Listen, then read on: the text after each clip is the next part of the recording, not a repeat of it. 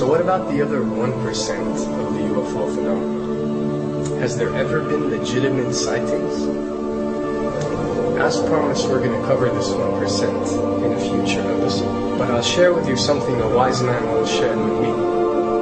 Before we should start focusing on dealing with problems outside our world, we should first focus on solving the problems within our world.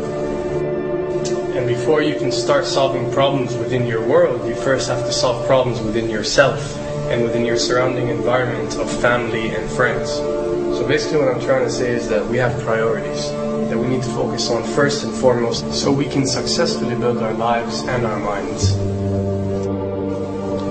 Now, it's no secret that the difference between what the government knows about UFOs and aliens and what is shared or released to the public is extremely enormous. And unfortunately, governments and several organizations on Earth are taking advantage of the UFO phenomenon to achieve worldly agendas.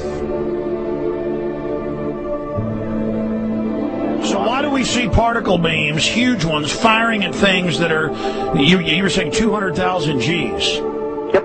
I mean, go over that. Well, because I think it's part of a test for if there are bad guys out there. Or maybe they're doing preparations for faction. We may be looking at more than one faction.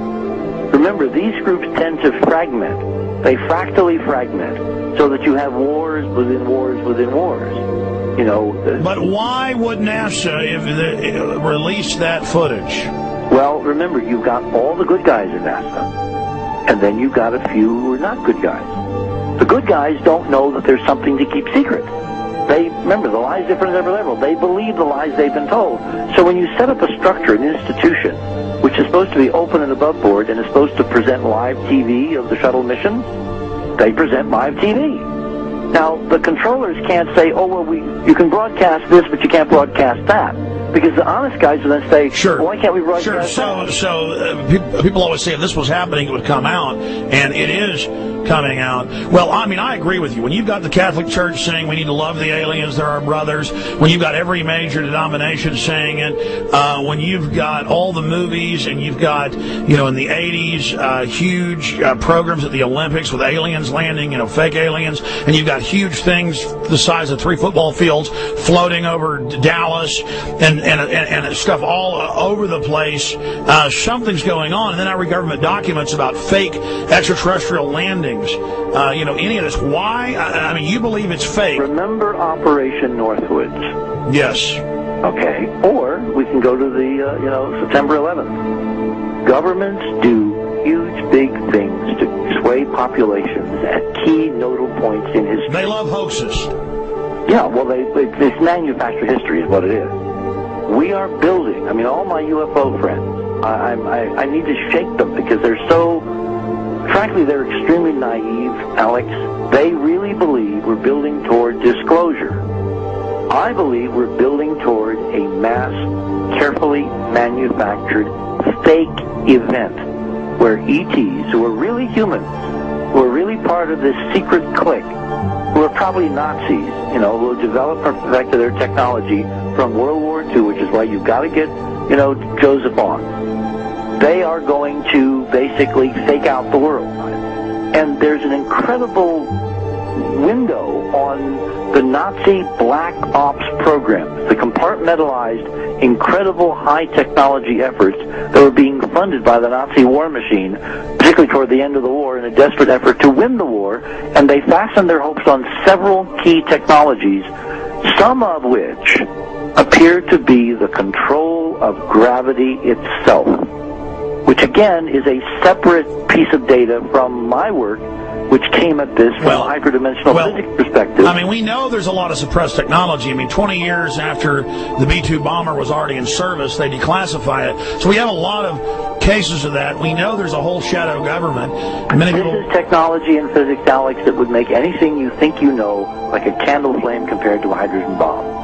This is a physics that literally allows you to rearrange time.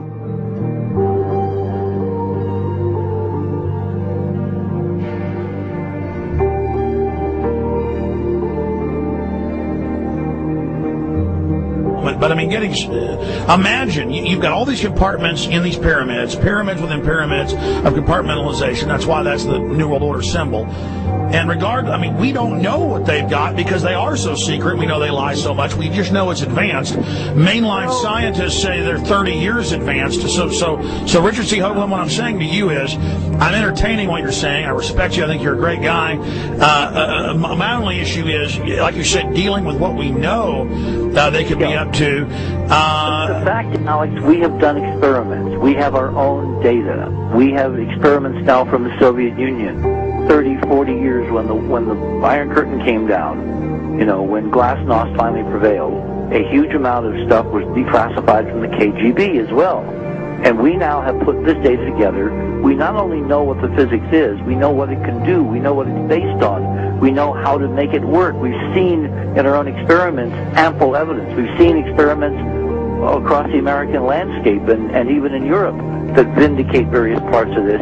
And the latest thing I'm working on, it looks like von Braun himself was deeply involved in some of this early physics experimentation, but they're keeping all the good stuff for themselves. The reason is that if we got access to the good stuff, if we got access to the technologies, the energy, we wouldn't be worried about $4, $5 a gallon gas or $10 a gallon gas.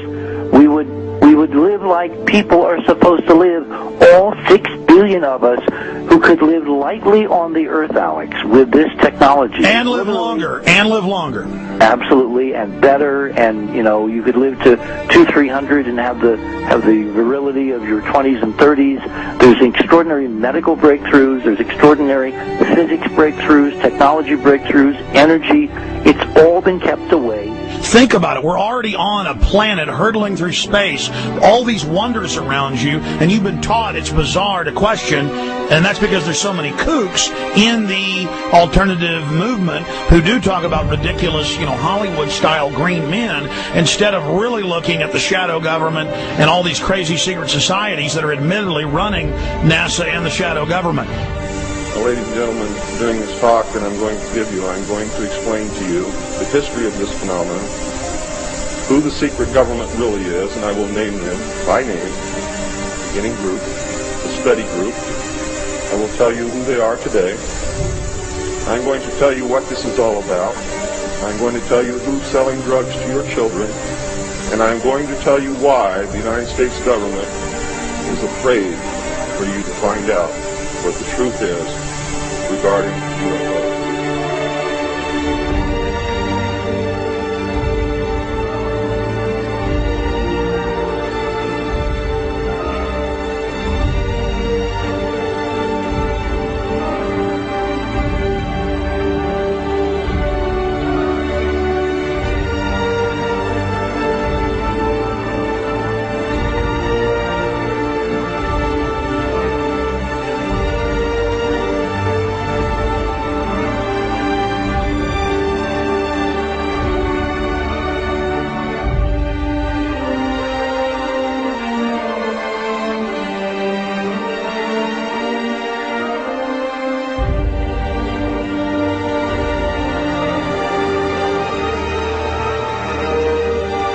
And it turns out that even though she remembered that she'd been part of the team to debrief the astronauts, she couldn't remember a thing that they said.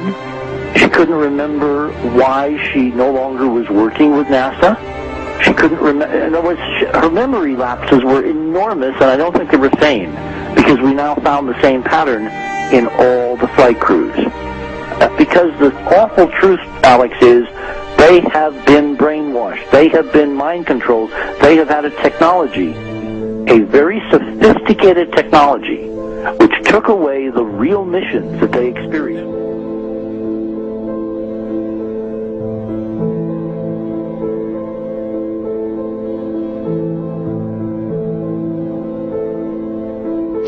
Sorry.